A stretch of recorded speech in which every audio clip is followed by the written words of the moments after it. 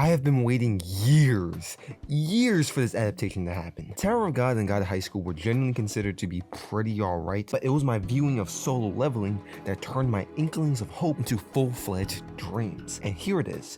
The Omniscient Reader adaptation is fucking happening. It is not an overstatement to call the source material one of the best mangas of all time, and its source material my favorite story ever written.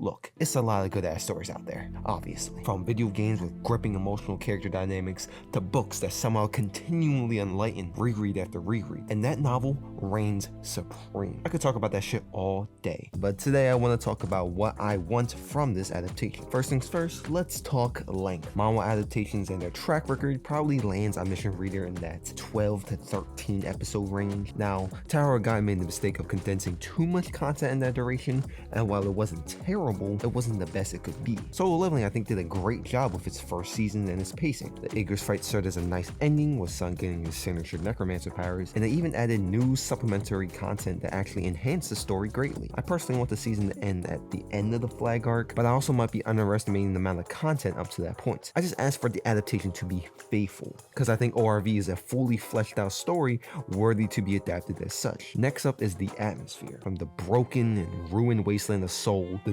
nostalgic scenes of the literal Titanic, to the first time we witness Ghost Fleet and we see these spectral ships loom for a presence almost equivalent to their master. That sense of grandiosity and pressure the world exhibits is so crucial for the feeling the series gives off. And how I personally feel atmosphere is best conveyed is through sound. Everybody knows Fire Force for its insanely good sound design, and particularly for its battle sounds. But the sounds used to depict Adola are fucking genius.